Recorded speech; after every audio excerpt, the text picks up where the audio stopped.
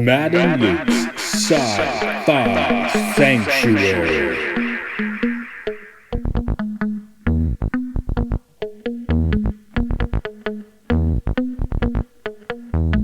The year is 3013. The galaxy is scintillating in the mellow light. Two galactic pilgrims seek out vistas in the samurai future to bring forth the unity of the cosmic shaman. Opening the door of the pantheon of mystics, the evil sorcerer wizard powers the engine of science, seeking to forever alter the sacred balance, traveling on effervescent balls of summer fire. This week, Terminator, Dark Fate.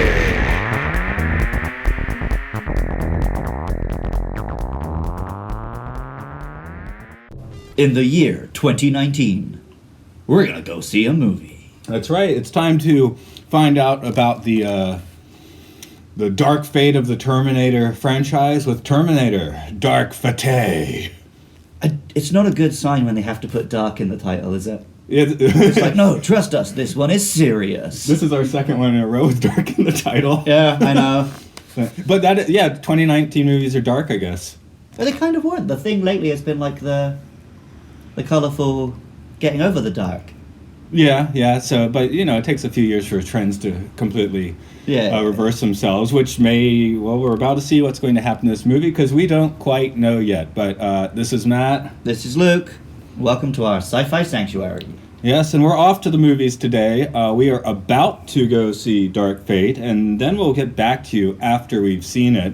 I think both of us are pretty blind on what this is so far. I don't think I even knew it was being made until the first trailer came out. Yeah, no, out of the loop I am on following these things. Yeah, it's when someone posted on Facebook, there's a Terminator movie. What do you know? I guess I'll watch that. Yeah. The trailer didn't really leave an impression on me, to be honest.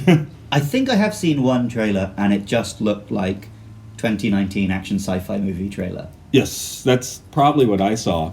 But we do have James Cameron back, of course, producing and having a hand in the writing, although not directing. We've got Linda back, which I'm pretty excited about. Yeah, that's a big one. And we want this to be good, but I really want it to be good, but we have our doubts. I'm noticing. So, Terminator is to film franchises what Sonic the Hedgehog is to game franchises. Why is that? It was cool in the 90s, and every single time you get excited that the new one's going to be good. And it just isn't. Okay, I was wondering if we're going to get that darker, hipper Sonic. Is that still Sonic? Oh, did you mean Shadow the Hedgehog? I think maybe. The black one with the gun? Yeah. is that what this is going to be? Is this the Shadow the Hedgehog of Terminator? I don't know. We're going to find out pretty soon. But yeah, I've avoided pretty much every spoiler because I don't think the Terminator is that popular in Japan. Well, no, I've seen no mention of it until this. Yeah. Maybe like in Akihabara and Nippon Bashi, I've seen the odd action figure or like an endoskeleton to pose next to. And I think one of the Planet Hollywoods had a Terminator in it. But I might also actually be remembering something from the UK and thinking it was in Japan. I feel like, let's say kids in Japan, probably, they know Schwarzenegger, I think. I think they know the image, but they don't know Yeah, what he it is just a big, large man. But this thing in Japan, people go around and they'll wear like a T-shirt with a giant image of Arnold's face with the Terminator, and they don't even know what it is. Yeah, it's just a cool American thing, so they were. Right. I was guilty of doing the same thing with Japanese stuff when I was back in the West, so I can't really complain. But oh yes, not quite a spoiler, but this has been out in the States for I think maybe a week and a half now, and it's a blarg in the toilet bowl apparently. Absolutely tanked, has it? Yeah. That is absolutely no measure of quality, though, in this day and No, age. it's not, but I think the budget was somewhere around 175, 185. Okay. The first weekend, it made $29 million in the States. Right, but these days they don't even care about the States, it's the China numbers Oh, that yeah. actually make you the money. No, the worldwide number so far apparently is about 200 million. All right. But for this movie to be a success, it needs to be in the range of 400, 450, so it doesn't seem particularly on track to do that. Nope, but So the start of a new trilogy. Is it going to be? We've got a trilogy of first ones in trilogies. That's right. And when we talked about the Terminator, were you aware this one was also supposed to be the first of a I trilogy? hadn't heard that, but of course it was. Okay, when I read the box office news, there was a quote from James Cameron, of course, saying that, because his Avatar sequels are supposed to be a trilogy, too. No, there's supposed to be 5 Avatar movies. Okay, there we go. And I'm going to make all of them, so it doesn't matter what happens to the second one. Well, he made enough on the first one, right, that they've presumably just given him a blank check for... Well, he got his blank check a long time ago, didn't he? Yeah. Before he made Avatar, right? ever since Titanic, basically. Yeah. He just to fund his undersea adventures, he just comes up with these ideas for films. That's pretty hip, though. I got a lot of respect for just, what mad shit do I want to do? How can I pretend I'm making a film so they'll pay me to do it? Because he personally went down to the depths, didn't he? Yeah, that's the reason he made Titanic, was an excuse to do that shit, I think. And he's making one of the Avatar sequels underwater, so he's got another excuse to do that shit. Well, do you have any other build-up you want to get up to here? Or I have deliberately avoided anything. I've heard mostly good things from a couple of Western people who have seen it. But what I've heard is, it's the best one since T2, which is saying very little. But you and your family telling you Genesis was awesome. Yeah, but this has been from people who I know hate Genesis. So we both discussed last time, both of us, like T3. I mean, it's not great, of I course. don't like it in the way I like Terminator films, though. Right. I like it in a very different way. It's a fun movie to watch. Yeah. Like, is it great? Probably not. Well, But- I heard that this was the best film since T2, but not as good as Sarah Connor Chronicles, which is about what I'm expecting. Okay, that could be fine. Well, those are expectations. When we went, our harbinger might be, though, we were buying our tickets, and I was about to put in the Supreme Seat. I'm like, why doesn't the next button work? And someone pulled the Supreme Seat right out from under our rug. Yeah, so at least someone else is as excited to see this film as us. I think it was the two old ladies. Was it? I thought it was the guy the other side of them. That makes a lot more sense. Yeah. I just thought... Well, also, they'd already pressed the buttons before we started, so I don't think it could have been them. Oh, okay. And especially in Japan, older people seem to have a lot of trouble using machines. Yeah. Sometimes I'm like, it takes me 10 seconds to do this, and I can't even read Japanese that well. But When I was in the phone shop getting my phone repaired, in the back of the shop, I could see them doing a class on how to use your smartphone for a group of OAPs. They had a big touch screen, basically a TV on its side to act as their phone, showing them how to use phones. ouch. Yep. Well, I guess it's off to the movies, and then we'll come back and can you give us the rundown for this one? You're better at winging it. Maybe not, Ah. because we should probably do a spoiler-free section for people who haven't seen the film, because it's brand new. Okay, we're spoiler free, and then we'll go get... into So it, we'll yeah. break up the beat a little bit here. But, I mean, it's going to be a way less structured chat than we normally give anyway, so I might not do a plot. yeah, run-through. we'll see what happens. But, okay, off to the movies. I'll be back.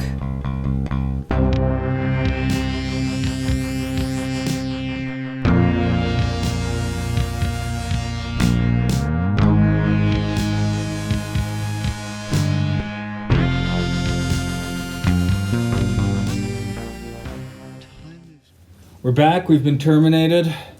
Okay. I may change my mind at a later date. I reserve that right. I think they have now made 3 Terminator movies.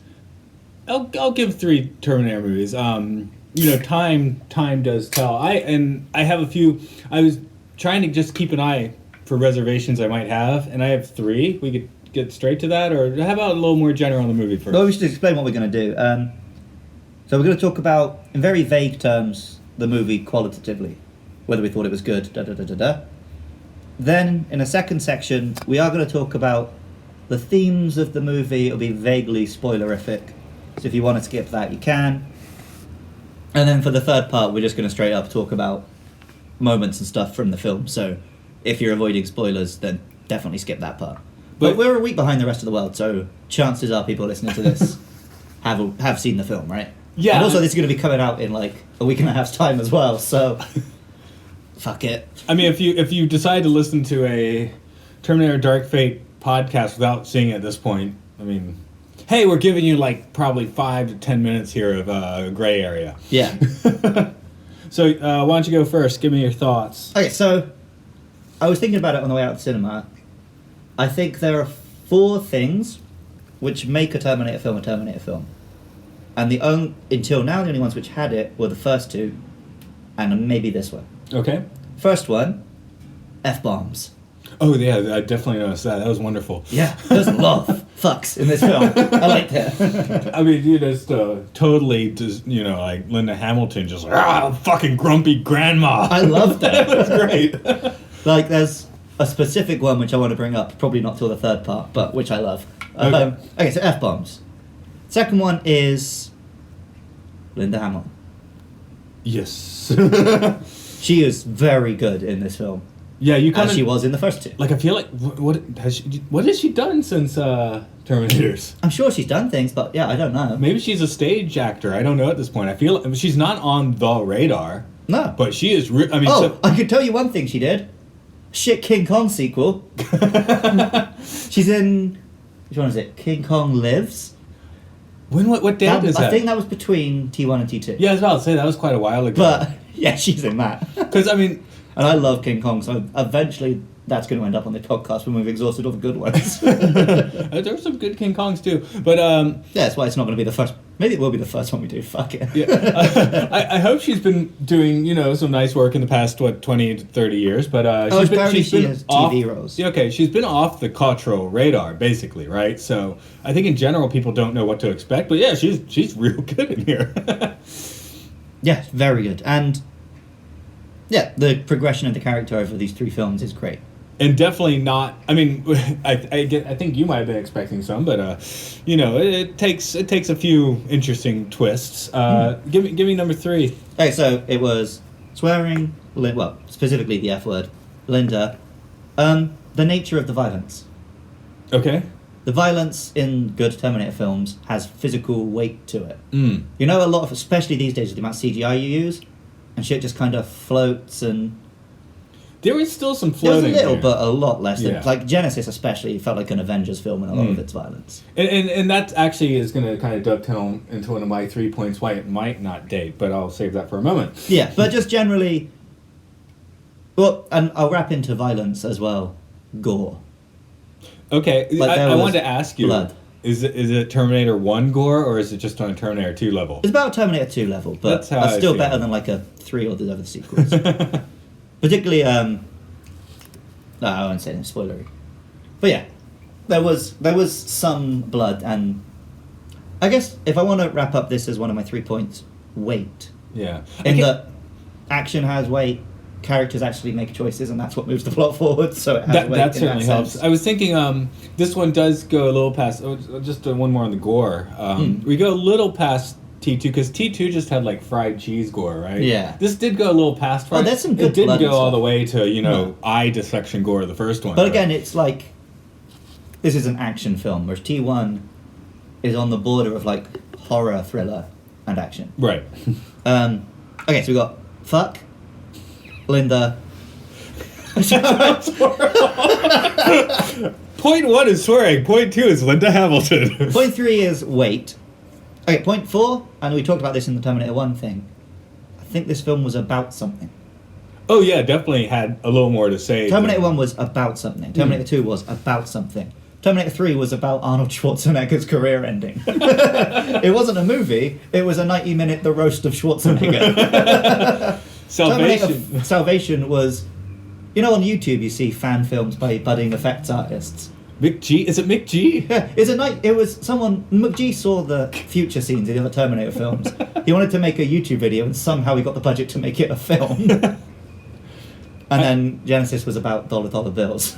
Okay, well, I'll go for my. So I think we both came out liking it reasonably well, but you just spent your money. You don't want to walk out of the theater feeling like you were like, oh Yeah, my I mean, god, I what walked did out. I do? It took me the entire walk from the cinema to the pub to realise that The Amazing Spider-Man 2 was not a good film. I remember distinctly trying to convince both my friends and myself, and by the time I got there, I'm just like, no, you're right, it was shit.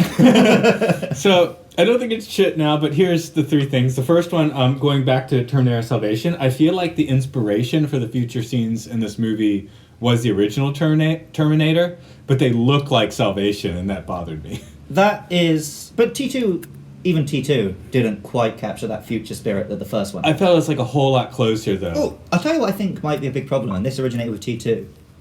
In the future scenes in Terminator 1, they don't just have robot skeletons walking around as foot soldiers, because that doesn't make sense, right? Right. They have big old tanks and drones, because that's what the machines would use to kill us. Right. The Terminator specifically existed as infiltration units. Mm. But then in T2, they were like, oh, these robot skeletons look cool, so let's just have them stomping around shooting laser beams. And this one gets into that a little bit. I guess the one that makes me think of it looking too Salvation-like is too much brown. Mm. We talked about Terminator, man. There's no smell here. Everything's charred, right? Right. Yeah. The future that we see here does smell a little funky. Mm-hmm. I'll tell you the other thing, maybe, which makes it Salvation-y. The humans had tech. Yeah, but they probably had tech in the original Terminator. Yeah, you just don't really see it. much Well, I of mean, Reese calls himself a tech com. That's his unit. Yeah. So presumably they have tech. They but- had some kind of tech. Right, but the visual that made Terminator 1 look so good, it was just people were in burned out cars and using machine guns and Yeah. fighting machines. I guess Terminator 1 and 2, the future had the actually the current look of most films, the blue orange chrome look. Mm. So I kind of wanted to see the blue orange chrome look, to be honest. Yeah. It's not. I mean, it's not Yeah, a. it's definitely not film breaking, but I can definitely agree that is. Yeah. Those bits didn't quite. But it's a different future, to be fair. Okay. It's explicitly a different future, so maybe they thought we should make it tonally Right. look different. Okay. That's maybe giving them too much credit, but. The second thing that could potentially derail things. Mm? Sorry, I actually might save one point for a little later because Okay. I think that one is spoily. Oh God, bloody hell! The second one that was getting to me. You've been hanging around with me too Oh. much, throwing out bloody hells. Here we go. Bennett, my giddy aunt. If I don't want to get into too much detail, there are a few action sequences in here that overtly go for the Terminator and T2 vibe, right? Mm. With that, like you said, the very Physical. visceral, Oh, yeah, physical violence. In some of these car chases, real cars were being flipped in front of a camera Yeah. and stuff. And then there are a few action sequences that are fucking ape shit insane CGI. Like, they're all dead within 10 seconds. Yeah, yeah. Including the Terminators. I was feeling that a bit in the final act. See, I felt it in the middle more. Well, okay, the beginning of Final Act, got you. The final act is, like all films these days, goes on for fucking ever. Yeah, sorry. So- I divided the final act into several sequences, I guess. The So, final act was an entire film. so I don't think it's too much of a spoiler to say that you're going to get quite a bit of a final act here as well. Yeah. But yeah, I was watching it thinking that a bit. It was over the top in a modern way, but it was at least shot so that everything looked good. Yeah. Like you said, there's car chases, there's factory floor Terminator violence, which does work quite nicely. But then there's a few sequences. It was in the trailer. Okay, in the trailer I caught out, man, that airplane stuff looks ridiculous. And in the movie, yes, it was completely It ridiculous. wasn't Fast and Furious ridiculous, but it was ridiculous. Yeah. That might be... This might be one of those films which would have been helped by a lower budget. Mm. Yeah. Yeah, a lower... Because when the action was small scale, protecting this person from this thing, it worked better. And the more they were like, let's throw in some titillation, if you will, it overdid it. It might be... The director here is Tim Miller. I mean, Yeah. James Cameron does have his fingerprints here. He's on the story he's producing. But Tim Miller is the director. What else? Do you know Deadpool. Okay, that's a credential. But also that was explicitly superhero stuff. Right. So he did... He has a predilection for the over the top, right? I guess he did it fine, but you know, I'm not even sure I want to call James Cameron an auteur, but he does have his own voice, and this movie didn't. Like, it had like the echoes of James Cameron's voice, probably because he's yelling in the background, but otherwise there wasn't much of a filmmaking voice here. It was Right. a little bit more of here's an action film, where T1 and T2 do have a pretty strong voice behind them, stylistic voice. I mean. Yeah, I mean, I'm never going to put it on the same level as T1 and T2. But you're saying there's a third Terminator film. Yeah. Okay. We're saying that today. We'll see if those 3 points chafe us down might later. be the but- first film which we do 2 podcasts on, because in a year's time, I What might the- do my trilogy rewatch and be like, no, Luke, you're full of shit. What were we This is talking a piece about? of ass. Ooh, a piece of ass. This is a section of rectum.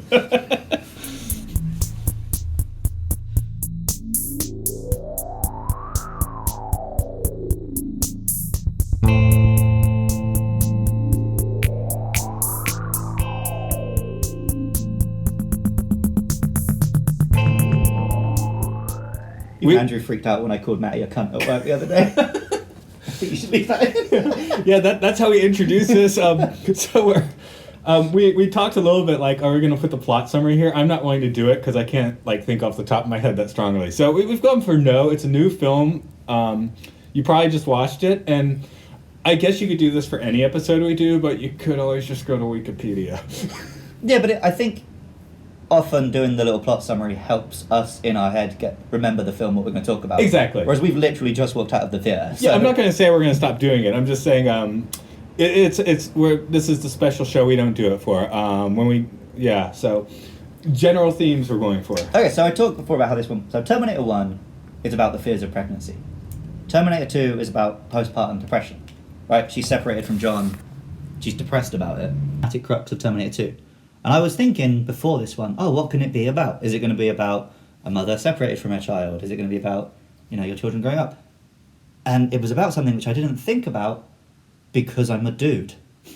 This film was about women are more than mothers. But it's also about, the loss, right? That's obviously a big thing. Right. You did call that. Sarah is, literally from the title of the film, I guessed what the film was about. Yeah. So, there you go.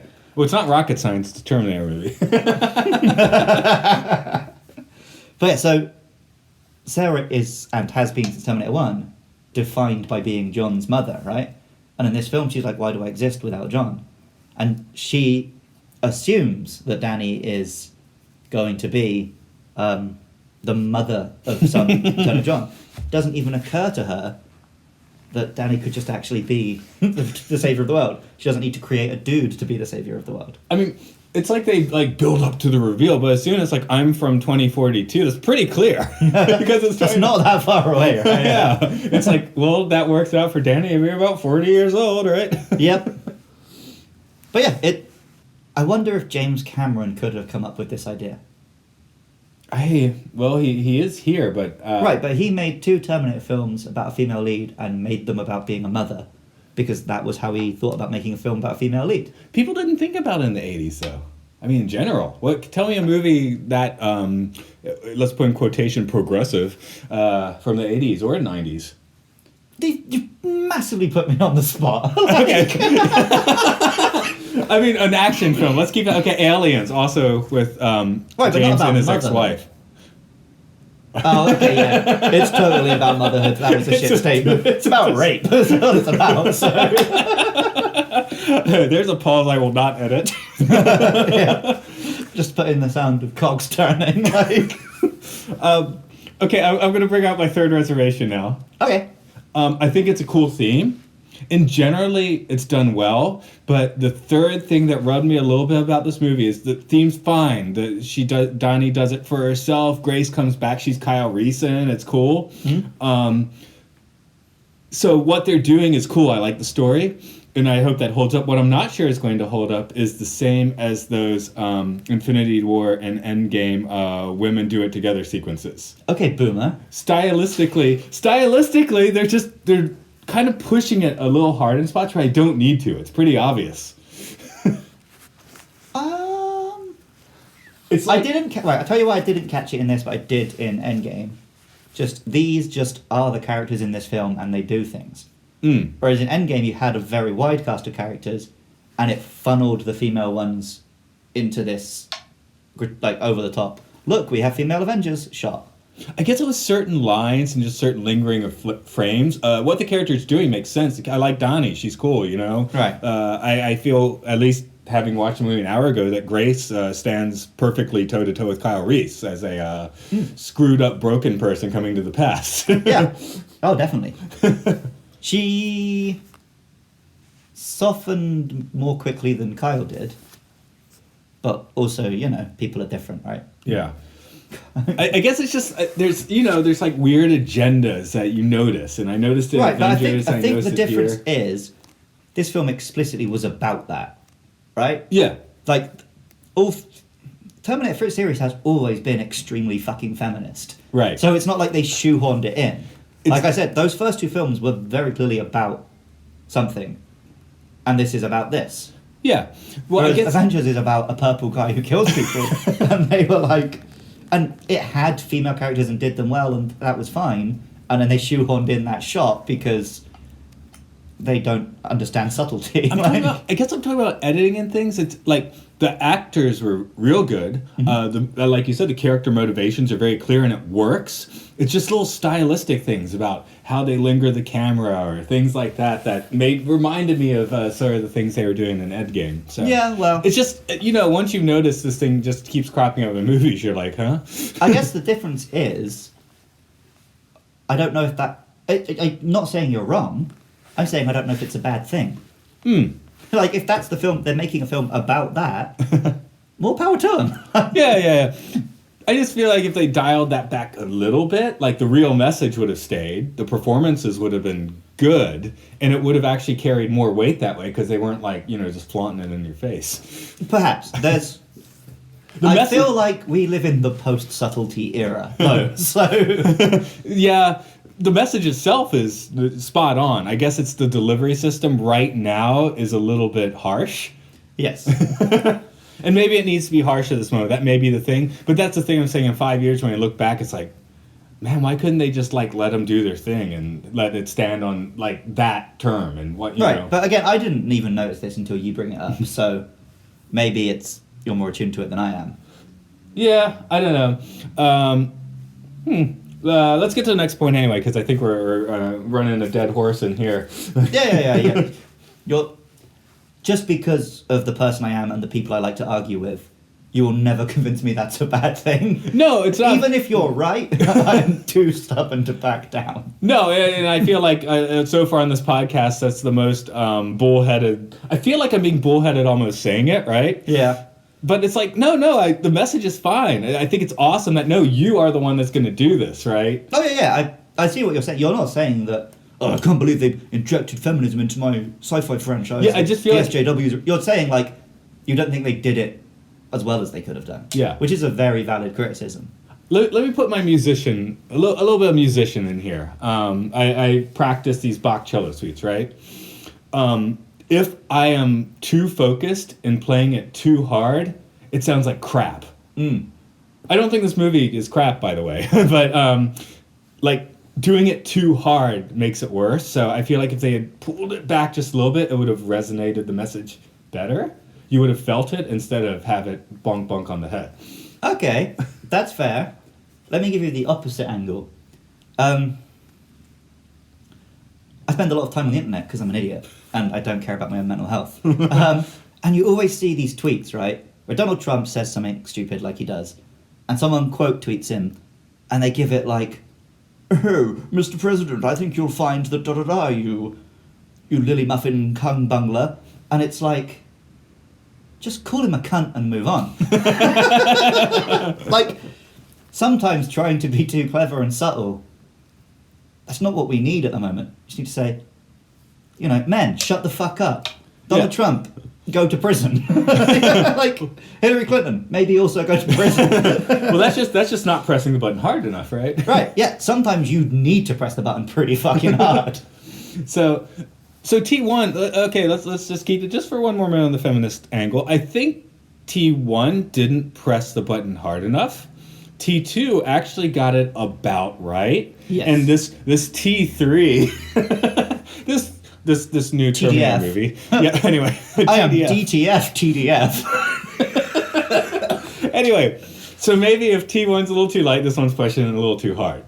Yeah, but that makes a nice trilogy, right? It does. I'm hoping when we do this again in the future, we'll be like, yeah, we made some good points. Oh, this movie got better. That would make me happy that these things don't bug me anymore. You know what we should do? What's that? 1 year from today, we should do our T2 episode and watch the trilogy. Okay, that sounds like a winner. Mark your calendars, folks. We're not like the post-cinema high. Yeah, because you were like, we got to do T2 first. I was like, no, we got to do Dark Fate ASAP. So here we are. Yeah, well, it will be interesting. I'll listen to this episode, I'll watch the trilogy, and then we'll discuss how it actually stands in the cold light of day in the year 2020. Assuming the Earth is still inhabitable in the year 2020.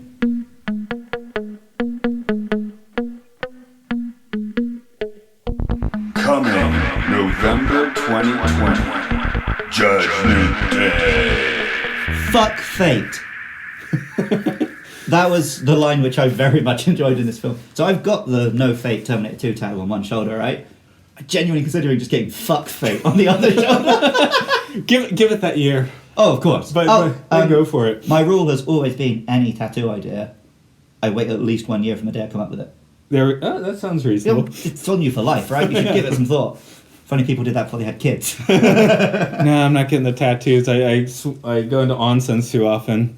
Yeah, well, you've shown me the ones where I can get away with it. That's right, but there's a few you can't. Well, the government are talking about they're going to make a real push for them to drop that next year because of the Olympics, right? I mean, even like a Yakuza guy. I mean, anyone's chilling in a bath. I mean, he obviously doesn't have a gun on him. Yeah, but it's not just the Yakuza. It's a very long-held tradition in East Asia that criminals were branded with tattoos. That's why it became a Yakuza thing. Okay. It's a Confucian punishment. Anyway, I don't mind it when I see one, but that's neither here or there. We're fucking Fate, and we're getting into those specific things. Hey, here's one thing. Until Arnold showed up, I was just like, I was just kind of wondering if it was going to be the dude with the accent. Not the Austrian accent. Like if he showed up, hey, guys! I mean, I was pretty sure it was the case, but just in the back of my mind, I was like, what if he shows up and is like, hey, guys, welcome in? While we're on Arnold, this was the best bringing a young actor back to life effect I've seen. Oh, yeah, even for Linda Hamilton, she looked... She looked a little digital, but it was okay. Well, but did she, or did you just, I guess I knew. Right? Because she was close enough that a bit of me was like, wait, is this a deleted scene or something that we didn't see? Because this looks good. Yeah, well, you can have the sunglasses, which he doesn't take later, so... That was a nice move, I like that. But yeah, Linda looked like Linda, Arnie looked like Arnie. I was saying it that way because I was buying time, but I still can't remember his name. Edward Furlong. Edward Furlong looked like Edward Furlong, right? He's not in this movie, though. But he was in that bit. He's in it. What did they do? Did they get just some actor and then, like, digitally put his face on? Yeah, they got... I know that's what they did for the Arnie scenes in Salvation. They got the closest looking bodybuilder and then just did the final step. But that still looked fake as hell. They all looked good. Yeah, they did. And the sunglasses helped again. Yeah. And Linda, you see later, she's great in this film. But yeah, she's aged. She's aged well. Basically. I hope I have that ass at her age. I guess, yeah, I mean, I guess if she's in her 60s, is she? Must be. Yeah. So she's not quite retirement home, but hey, if you're new to the retirement home and she shows up, that's gonna light your fire. Yeah. But she definitely is. She's looking older. She's looking well, but definitely older. I'd bang T1 Linda Hamilton. I'd bang T2 Linda Hamilton. I think I'd still bang Linda Hamilton. You said it so quietly. Because I'm not sure, right? But I mean, obviously, I wouldn't actually. I'm in a relationship, blah blah blah. But she was my first crush, by the way. Really? Okay. Yeah. We might get to one of my first questions in our next film, which you also mentioned, but that's new. Yeah, that's a whole weird thing. That's why I'm talking about that. I get that. But no, yeah, like she's looking very good. Yeah. The young actors here are much better as well. The thing that totally sank Genesis is that Sarah and Kyle sucked.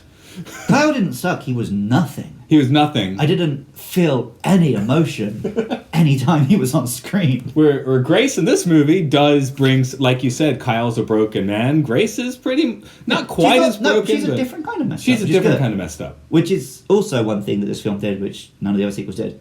It was its own film. Yeah, they had real new characters to give to you. Yeah.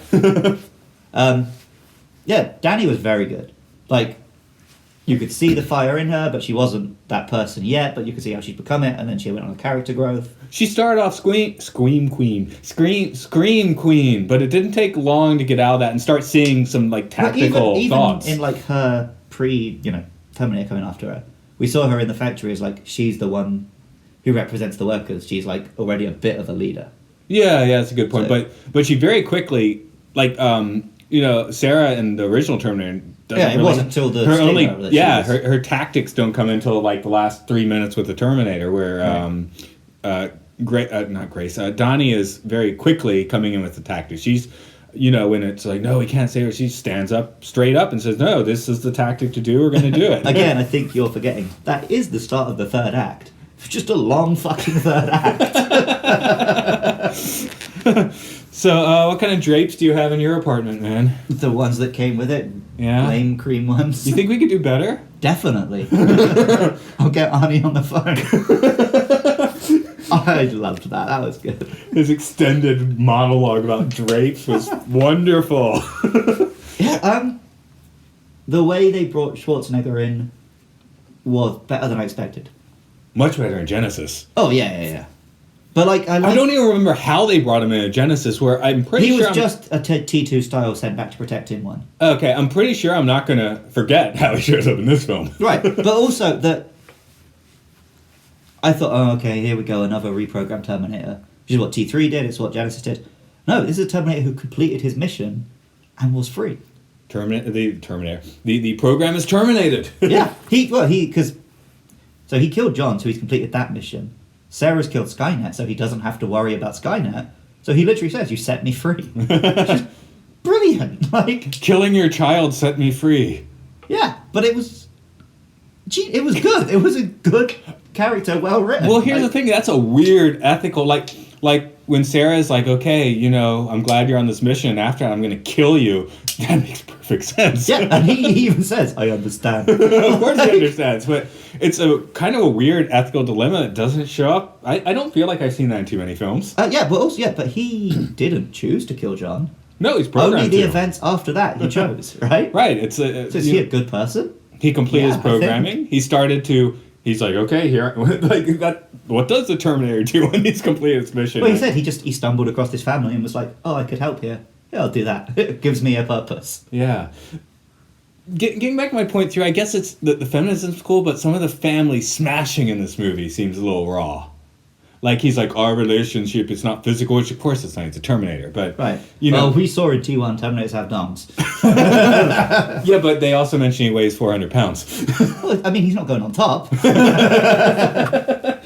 But he came in straight out and was like, it is not physical, right? Yeah. And, obviously the whole idea of Sarah Connor having her family is smashed, right? Which, she takes on Donnie as her new kid, basically, trying to give her the same skills that she tried to impart to John, who got blown away. So it's, the feminism's cool. I guess the family smashing is the thing that gives me a little bit weird here. See, I'm not a family man and don't want kids, so it didn't bother me. So that's an interesting thing. But to propagate the species and not give it up to machines, we gotta... there's too many people already. Also, I like robots. They can take over if they want. No, to paraphrase our friend Matty, did that look queer to you? Which bit? Grace and Danny. A little bit. Obviously, in the future, she's a mother figure. Right. But I think Grace... No, I had a moment of like, are you supposed to be lovers? I'm like, oh, wait, no. Donnie's like 15, right? 20, which doesn't discount it, but she took on the mother role, so I don't think it was, or it was trying to be. I don't either. But also, there are people who will read it that way, and they're not wrong to. They certainly looked at each other that way as Grace's sacrificing There's a lot of love there. I don't think it was that kind of love. No, yeah, I agree. But also, like, if a lesbian walked up to me and said, I saw that as that, I wouldn't tell her she's wrong. No. Well, the point is, it doesn't really matter if Grace and or Danny are lesbians or not. That has no bearing on this movie whatsoever. No, exactly. They don't get into it at all. Talking about like the fact that it seems to be anti the family dynamic. Yeah, the feminism's cool. I guess it's that they're like T1 and T2, and it's very. I mean, it makes an interesting twist now. John's gone. We move on. That makes sense, but. I guess a lot of movies these days seem to be kind of taking that course, and I just kind of was noticing that here. Yeah, but also, is it art imitating life or life imitating art? Because the traditional nuclear family is much less common now than it was when even T2 was made. Yeah, but what about the idea of art pushing life? Well, that's what I mean. It goes both ways, right? It's a cyclical thing. Yeah. But what if there are intentions in the art, certain things to get in people's minds? Millennials, are supposed to be much happier single, for example, right? I don't know. Well, I said I don't want kids. Right. And I grew up with, like, 10 years after you. Yeah. And I'm one and done. Maybe the art did. Yeah, I'm one and done. Right. The conversation actually did come up. Are we one and done? Yes, we are. Okay. I mean, obviously, the factor that you're not taking into account is just like, my generation can't fucking afford kids. Yeah. I think I was born in 79. They refer to like 79 and 80 as Generation Y. Like we're not quite in either camp. Yeah. Because I know trying to... Yeah, I know, I called you a boomer earlier. I didn't actually mean that. But, trying to make it in America never worked. And I seem to make it somewhat okay in Japan. Also, because they desperately need kids here. So. Yeah, really. Or just, to loosen the old immigration laws, but that ain't happening. So that... Or just some robots. Specifically in this film, it doesn't bother me. It's just like... As a trend, you're like, here's the trend continuing, you know? You just start reading what films are, like, actually pushing for, so... Right.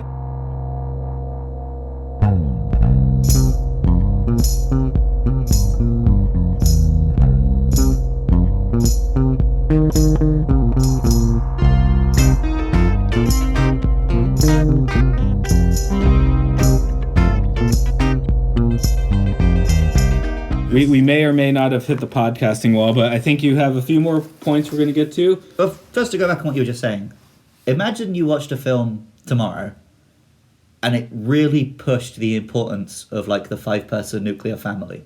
Mum, dad, 3 kids. Would that not feel really fucking weird? I don't watch those sorts of movies. I watch the Terminator. Right. Imagine, I don't know, Hawkeye the movie comes out next week and we go see it, right? Right. And the moral of the film is it's very important that Hawkeye has this wife and kids. That's why he's a good person. That's what people should strive for.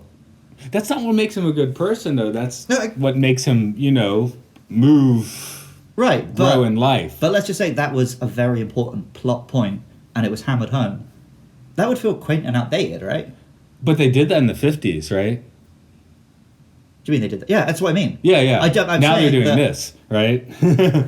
If the Terminator had not leaned into this version of... If it hadn't just leaned into this, it would have felt weird. Yeah, definitely. And, like, Dani did love her family. Right. She had a brother and a father who she clearly loved dearly. Who were taken out very quickly. And Grace seemed to come from a happy heterosexual parents' family. So the film was not anti that. But it was exploring themes of... What's that? I don't even care where she came from. Grace could have come from a, Right. But what I'm saying is, I don't think the film had an anti-the nuclear family agenda. Oh, no. But what the film was about was specifically about women who are not part of that having their own value. So I don't think it was a family-smashing angle. I think it was just... This film had a theme, and it lead into that theme. Yeah. Here's the thing. The film on its own... I think that theme's groovy. It's kind of like around the edges. It's like what that studio head in the back is kind of whispering to people. Right, but the other thing with this film, I don't care about any films other than Terminator films. Well, I'm just looking... There are 3 good film franchises. Terminator, Transformers, and Fast and the Furious, right? And Fast and Furious is all about family. So that's pushing the right agenda. Well, it's not a strong enough thing for this to balance that out. It's just like a stylistic note I'm noting where I'm like 5 years down the line we might see it. Yeah, I don't think you're wrong. I also don't really think this film could have been any other way. In the big picture, if they're chasing this theme that this film wanted to chase, which I think was the right theme. For a third Terminator film, I think that was the right theme to pursue, right? Right. Because the first 2 are so about motherhood, defining Sarah. I think this was the correct course for a third Terminator film. No, when you were kind of prophesizing what you thought this was going to be a few weeks ago with doing the first one, I'm like, I think you called it, man. Yeah. Right, I called it, but it took a positive angle I didn't expect. Yeah, okay. You thought it'd be more of a dark fate. Right, I thought it was going to be it wasn't, right? It was more of the Terminator 2. That's another reason this is better than any other post-Terminator 2 film. All the other post-T2 sequels piss all over T2's message. And this takes it and runs with it. Yeah, Terminator 2's message is, there is no fate but what we make. Terminator 3, actually there is fate. You made a dark fate, sorry Sarah. Right, but at least it still pursues the message that she made choices and they worked, right? Right. Whereas Terminator 3 is literally Schwarzenegger says the line, "Judgment Day is inevitable, it can only be postponed." Right? So... But this film, I think Judgment Day is still inevitable. But you're going to work through it. I guess But it's you get built on the on other choices, side. right? Now you Like- have your hope. Yeah. It's like Judgment Day exists as this force which is trying to happen, but choices can fight it off. I guess John Connor was defending the last remnants of humanity, where it seems that Donnie's mission is more to actually rebuild humanity. Right, yeah, they definitely implied that less people died in this. He says millions died in the Yeah, but they said attacks, billions died of and then billions. starvation. That pretty much brings us back to Right, but Terminator, the Skynet killed billions in its initial attack, and then presumably billions more died in... well, so it the waited. aftermath. So it waited 3 days in this one. Right, but... I feel like Skynet killed like 80% of people, and I feel like Legion killed like 50%. So maybe the next AI only gets like 25. I don't. If we can get to like a 10% AI, then just like, fuck it, we'll take it. Honestly, my read was that Legion, and I don't want to retire the name Skynet, I do admit that, but I had the impression Legion and Skynet pretty much did the same thing with the same amount of people. No, 'cause I got the impression Legion didn't get to launch any nukes of its own. Right? So, that was like Skynet's big opening gambit, was nuking 3 billion people.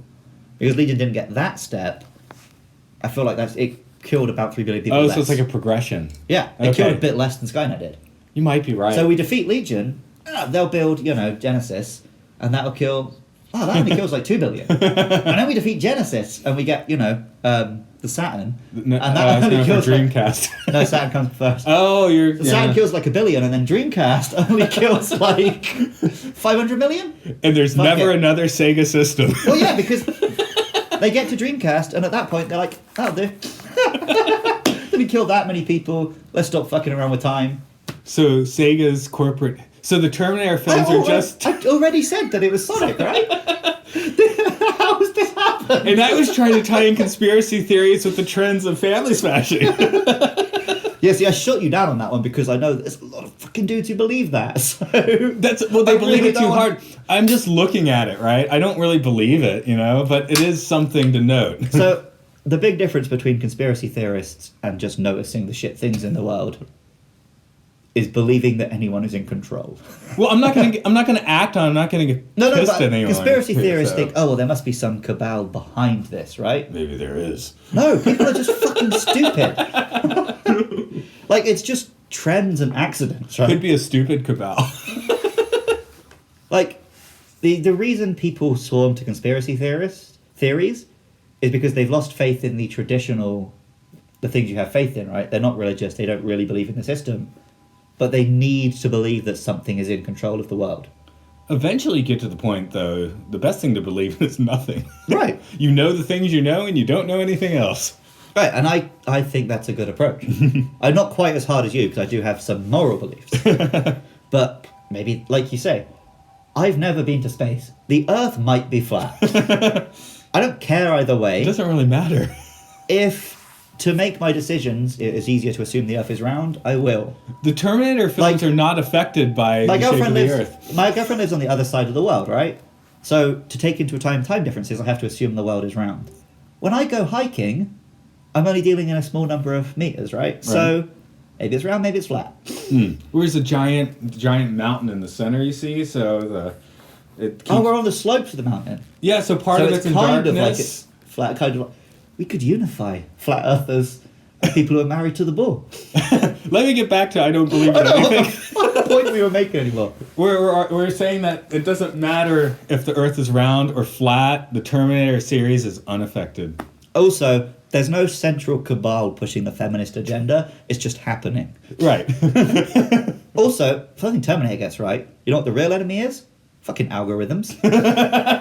That's how we find you. We all carry tracking devices. Oh my god. Going back to a scene I loved. we both looked at each other because we knew what Sarah was doing, but she did it so well, like, oh, can I look at your phone? Doof, out the window. Everyone knows what's coming, but it was done so well. We had a few other look at each other moments. What were those? I think there was a funny Schwarzenegger line. There was definitely a good choice. Crap. Well, that's... Was it the when he's describing why his wife likes him? He's like, "And I'm extremely funny." He is extremely funny. One more thing I wanted to hit. Again, I like the actor who played Grace. Do you know the actor's name? Oh, Mackenzie something. Okay, I actually deliberately made a note of her name because I feel like I've seen her in something else. I thought she was fantastic. Actually, you know, I think Mackenzie Davis. I think she's better in Michael Biehn as Kyle Reese. Okay, they played very different characters, right? They different. She was good. But she was it seemed like she was kind of playing Starbuck from the recent Battlestar. Oh, she was in Blade Runner 2049. Oh, okay, I didn't see that. Oh, yeah, I haven't seen that. No. We'll do it after we do Blade Runner. Oh, but man. It's not a good film, but it was great in the theatre. After Blade Runner. Anyway, we'll watch that one on like a good Blu-ray because it's an actual visually funny just film. to, you know, if I seem to piss on a feminist credentials, I love Starbuck in the recent Battlestar, and I felt like they're kind of recreating her here. Yeah, I remember the first trailer. They showed one. It was like one of her like action movie stunts, right? Mm. And that was the first time. That was the one time I was like, oh, maybe this won't be good. Because she moved in like this very modern superhero Wonder Woman way, not a Terminator way. She didn't do much of that in the movie. But also she's not a Terminator. Right, just kind of one. No, yeah, so she's an enhanced human. She moves in, and it's good that she doesn't move like a Terminator because different things. So actually I didn't end up minding that in the film. Oh, one more agenda thought, not from the Cabal, just a general trend of many minds, many of them stupid. Are we pushing transhumanism? I hope so. Are you sure? One of the reasons I moved to Japan is I want to be first in line for robot parts. See, I don't want any robot parts. I feel like if I get robot parts, I can't play in like the Astral anymore. I will hold off my brain until the last possible moment. I'm not going to be the first in line. Arms and legs? I'm not. Yes, mate. Yes. Oh, arms and legs. Okay. I want to punch through bricks. I want to run at like car speeds. Bruce Lee could punch through bricks. I think we're about to have to start a new section, but just before we do that, I just want to say the official message of Matt and Luke's Sci-Fi Sanctuary: trans rights. Yes, we'll go with that.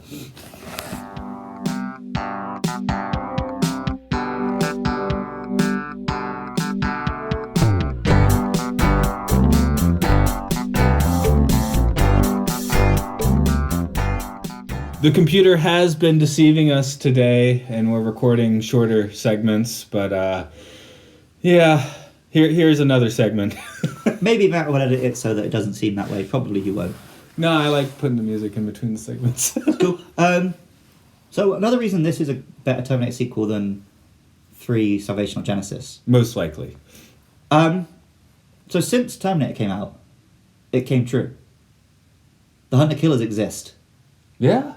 Like, the American government is killing civilians with flying robots. Yeah, they exist. Right now, as we talk, innocent Pakistani children are being exploded from the sky by robots. But in the Terminator films, all the white people were destroyed by Skynet, where in reality it's just brown people. Yes. And that's why you're not quite noticing. This is the first film that actually dealt with that.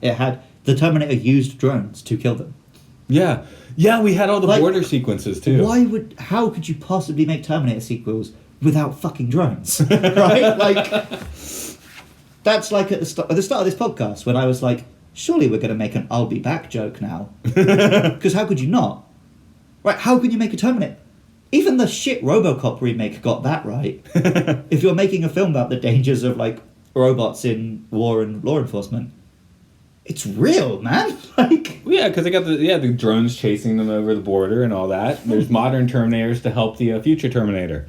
Yeah, right. It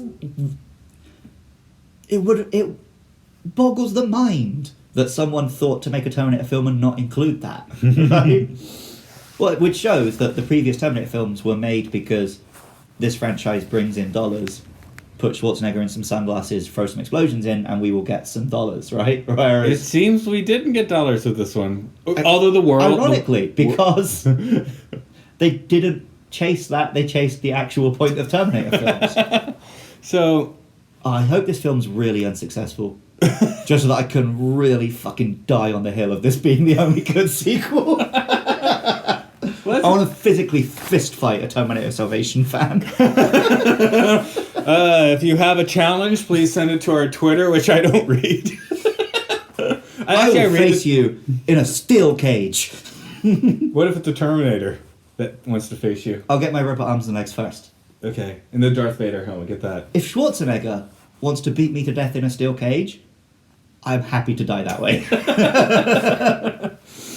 So I would die erect.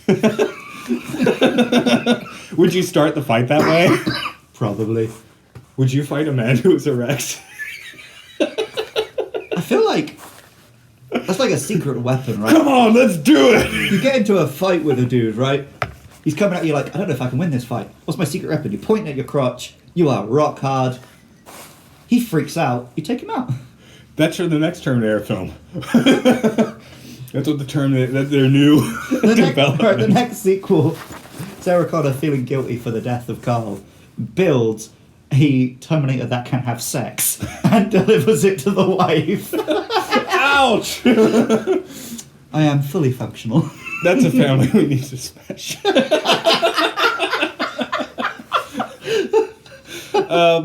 Yeah. Oh, I almost had a point to make and it went away. You did start making something though, which was the other thing I was going to bring up anyway.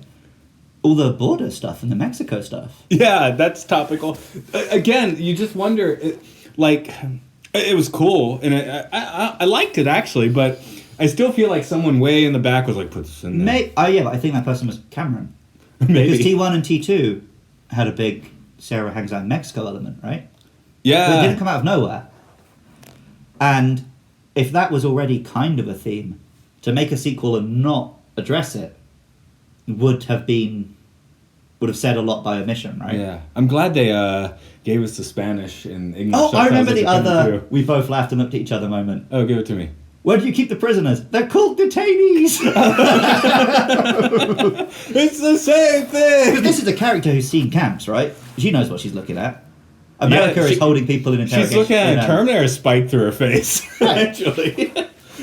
No, I mean, Grace. Oh, right. Grace is in that camp and she knows what it is, right? Yeah. It's an internment camp. Like, America has death camps right now, people. Like, and here's one. So, in that way, yeah, I mean, yeah. I think to not have leaned into the Mexico element in the current climate and as a sequel to T1 and T2 would have been a problematic omission. Yeah, they started playing that card from the first few minutes of the movie, so you've got to play it at that point. Yeah, but T1, she rolls into Mexico. T2, she goes back to Mexico to meet up with her pal, get her guns. So it's been an element, right? No, I definitely noticed it because I was in my mind, oh yeah, we had some Spanish stuff going on in T2. Right. I don't think the first one, but T2 definitely at the end of T1, she goes to Mexico. Oh, right. The final scene is in Mexico, right? So that's... Oh, I need to get off the grid, that's where she goes, right? Yeah. So it's a part of the series, and it's a big hot button topic in America right now. So to make a film about this series without that, a coward would have done it. James Cameron didn't. Oh, the last note. It's not really quite a complaint or anything, but I don't understand this new Terminator. What is happening? He's a T-800 style skeleton. And then the outside is the T-1000 stuff. Okay, I worked that out, but it just seemed like a weird idea. It's kind of so. It took the one good idea T3 had and the one good idea Salvation had.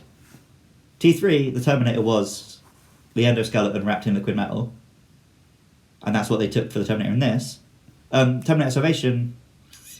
Internment camps? No, tough Australian guy was a human who'd been enhanced. Oh, And that's what Grace was. I haven't watched Salvation since opening night. Right? Yeah, the guy in that. He's the same dude from Avatar.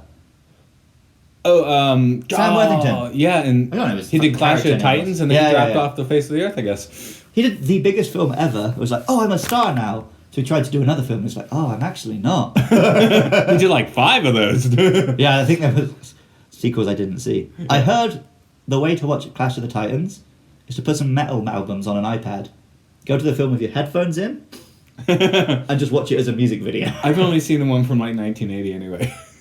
Yeah, that's much better than the new one. It's still not good. By a considerable margin. It's still not good. The effects are literally better in that one. Brea, briefly touch on it. Effects-wise, this film, I don't think it dropped any balls. There was some CGI dodginess, but it was basically made up for by the practical car chases. Right. Yeah, but I feel like a lot of it was just, oh, this could only be done with CGI. I know I'm looking at CGI. I don't think there was any point where it's like, that CGI looks bad. The airplane. No, that's the scene I'm thinking of, right? That they look like real airplanes, but you know they can't film that without it being CG. And then when they're kind of flying around in between the bulkheads, that you know what films aren't doing? I bet they are doing this, but you don't notice it because it's how you should do it. You use CGI to do something you can't really do, but you film it as though you really did it. That's a lesson to learn. Because they bring the camera in too close. You're like, well, you obviously, if you were really crashing planes, you can't do this, right? But film it as though you really crashed stunt planes. Even if you are using CG, I feel like that's what like a Nolan movie does. Or like... Because they always talk about there's all these films where they use CG and you don't notice. Right. Whereas this film is like, with CG we could do these crazy things. I guess, but then people notice the CG. I guess that's where people liked Mad Max Fury Road so much, because it's all practical, but they add CG enhancements. But like you always see these compilations online where it's like, here's all these CG moments you didn't even know were CG, because in theory it could have been filmed. Right. But they chose not to use CG, but it still looks good, right? So they didn't quite manage it in this movie, but mostly. Because they made the camera do things they couldn't do in a real stunt. Well, that's the George Lucas thing, right? Oh, now that CG exists, I can do all this shit. I don't need sets anymore. Right, and then you end up with fucking Attack of the Clones, right? So, where everyone looks like they're acting on a stage. It's super unreal. Any more points? I think we're wrapping up here. Yeah, I was coming to the end of everything I wanted to Okay, where do they find us? Yeah, we're on Twitter. You can look for @MLSFS8. I'm on Twitter as @BuskerLily. It's a nonsense word I came up with a child. I do another podcast, Luke Loves Pokemon. It's @LukeLovesPKMN. That's something I just wanted to bring up. You know Danny's uncle who crossed him over the border? Right. He was wearing an Ash Ketchum hat. Oh, I didn't. I certainly did not catch that. So if you want to check out my other Pokemon podcast, it's very different to this one. But when this one goes up, I think the new era of that podcast has started. It's now doing 2 episodes a week. On Tuesdays, we're covering Generation 1 Pokemon about to move to Generation 2. And on Thursdays, we're covering the brand new Pokemon from the game, which, when you're listening to this, has come out. When I'm recording it, has not yet come out. So yeah, check that podcast out if you like Pocket Monsters, you're playing the new games, whatever. If you're not, fuck it, I don't care. Just keep listening to this one. And I music blast you between our segments. You can find that music at Roving Sage Media at bandcamp.com. .bandcamp. Fuck, yeah, that would be an email address. Anyway, we're hoping. We think this movie worked out pretty well. We're hoping it didn't work out well financially, but artistically, we feel like there might be something here. I stand by we should do it in a year's time. We will. One way or the other, right? Because... Well, T2 when we talk about this again. We'll determine whether the trilogy is now a trilogy or not. Yeah, so this has been Matt. This has been Luke. And get the fuck out of our sanctuary, bitch! Yeah, I like that as audio ending.